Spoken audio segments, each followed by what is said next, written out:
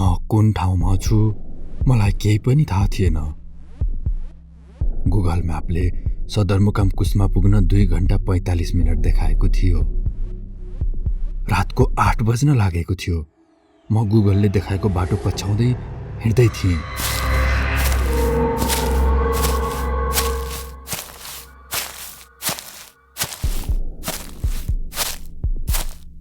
मोबाइलको ब्याट्री 3% मात्र बाँकी थियो। म त हिँड्दै जाँदा बस्ती नै नभएको ठाउँतिर पुगिसकेछु।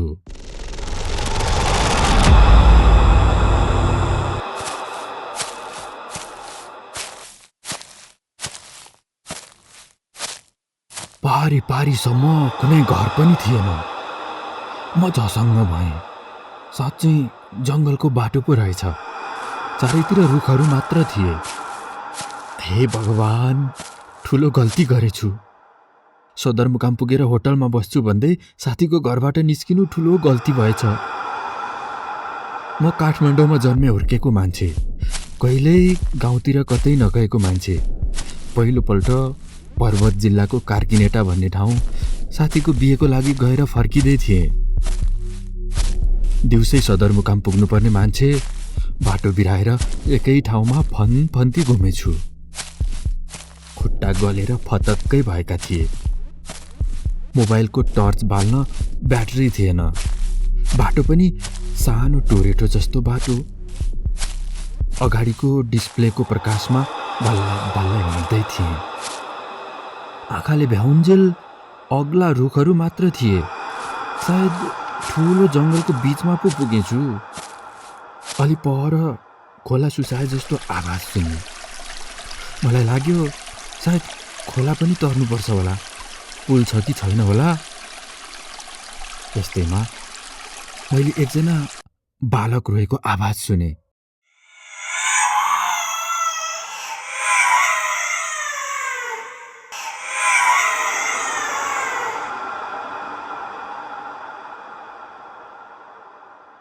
मलाई लाग्यो पक्कै पनि यहाँ आसपासमा कतै घर हुनुपर्छ। बालकको एकहोरो रोइरहेको आवाज सुनेपछि म त्यही आवाज आएको दिशातिर जान थालेँ। घर रहेछ भने एकछिन मोबाइल चार्ज गरेर जाने विचार थियो मेरो। कस्तो साँघुरो बाटो, झाडी नै झाडी। अँध्यारोमा छामछुम गर्दै जाँदा नभन्दै एउटा घर हो कि झोपडी जस्तो देखेँ मैले।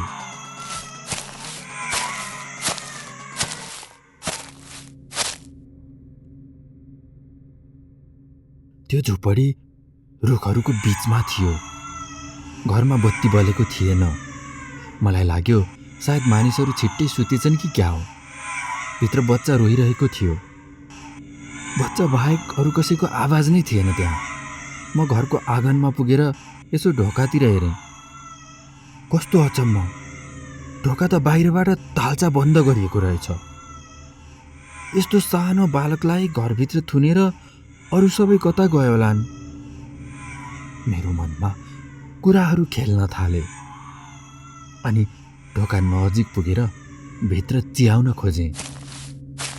अँध्यारोले भित्र केही देखिएन। एक्कासी बालक रुन बन्द गर्यो।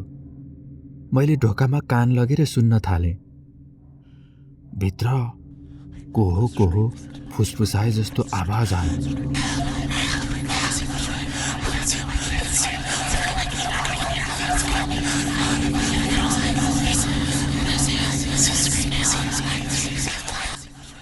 कानमा साउती मारेको जस्तो आवाज।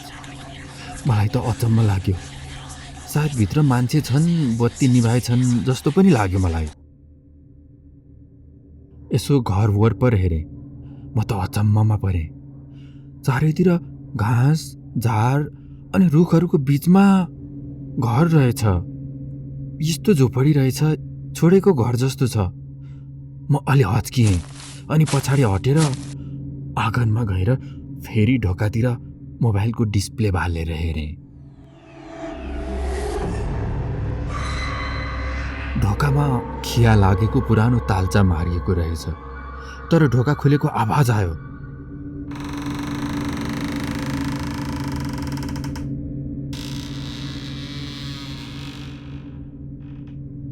मैले फेरि कन्फर्म गर्न तालचामा हेरेँ। साँच्चै ढोका खुलेकै थिएन, बन्द थियो, तालचा मारिएको। तर ढोका खोलेको स्पष्ट आवाज आयो। अब त मेरो मुटु ढुक ढुक भयो। एक्कासी ठुलो हावा चल्यो, रुखका पातहरू हल्ले। मेरो छेउमा त म जता जान्छु त्यतैतिरको रुखका हाँगाहरू आवाज निकाल्दै हल्लिँदै आइरहेका थिए। हिँड्दै आइरहेको आवाज अनि घरिघरि दौडिँदै आइरहेको आवाजले मलाई पछाडिबाट पछाइरहेको थियो।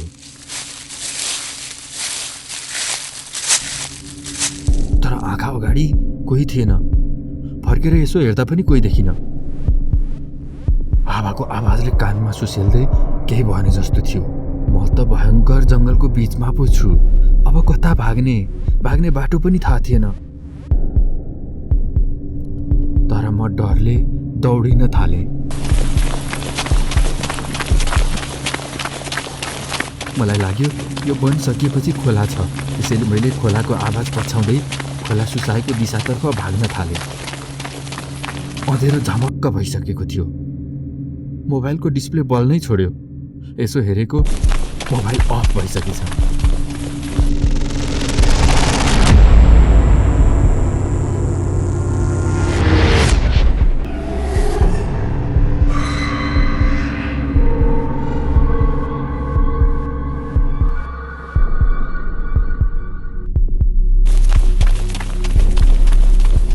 म दौडँदै जाँदा खोला भएको ठाउँमा पुगेँ।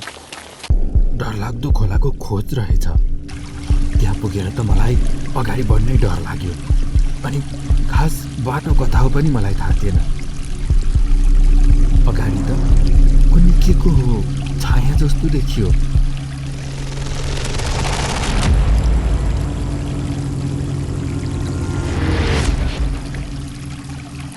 म हच्किएँ अनि फेरि पछाडि फर्केर हेरेँ।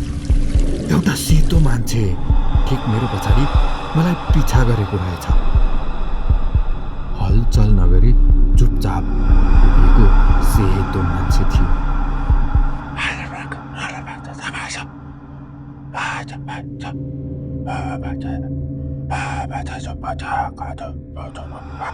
त्यति नै खेर त्यो सेतो आकृति हेर्दा हेर्दै गायब भयो।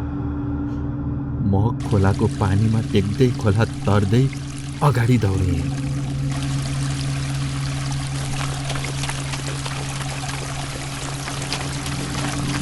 खोला तरेर पहाडी पुगेपछि अलिक फराकिलो बाटो रहेछ अनि वन पनि खोलासम्म मात्रै रहेछ। केही बेरको हिँडाइपछि फेरि एउटा घर जस्तो देखेँ।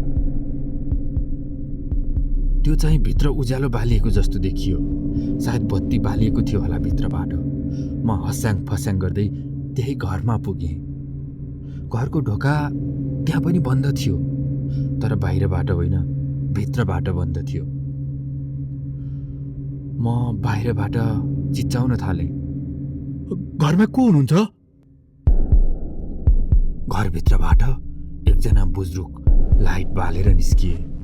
सेतै कपाल फुलेको अनि रहस्यमय आँखा।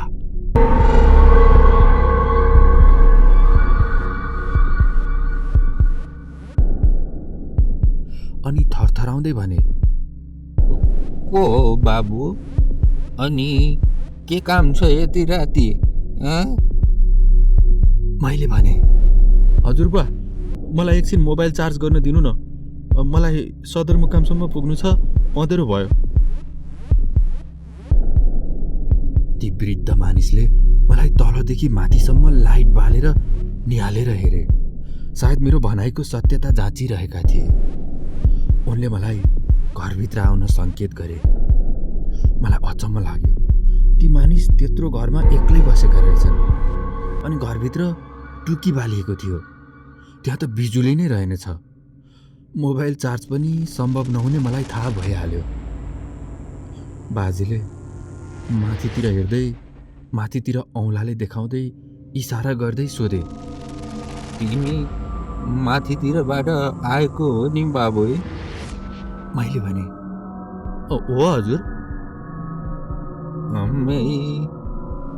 यति बेला अनि त्यस्तो बाटो?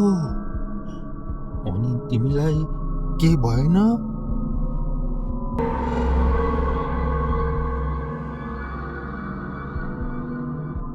मैले केही थाहा नभए झै सोधेँ। किन र बा? के छ र त्यस्तो? बाजेले विस्तारमा बताउँदै गए। वास्तवमा त्यो झुपडीमा एउटा ठुलो रहस्यमय घटना घटेको रहेछ। त्यही बेलादेखि उग्र बालकको आत्मा त्यही झुपडीभित्र कैद गरेर राखिएको रहेछ। झाँक्रीहरूले कैद गरेको भने पनि त्यो आत्मा त्यहाँबाट निस्कँदै वनभरि डुल्दै गर्दो रहेछ। यस्तो सुनेपछि मेरो शरीरभरि काँडा उम्रिए। अन्त्यमा ती बाजेले एउटा बियरको बोतलमा मट्टीतेल र कपडाको बाती बनाएर ठुलो राँको बनाइदिए। अनि गाउँमै अलि पर एउटा होमस्टे भएकोले त्यतै जाने बाटो देखाइदिए। म त्यही राँको बाल्दै होमस्टेतर्फ लागेँ।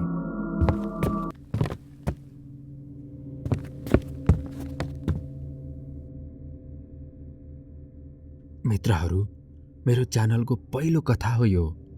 योभन्दा झनै भयानक कथाको स्क्रिप्ट तयार भइसकेको छ।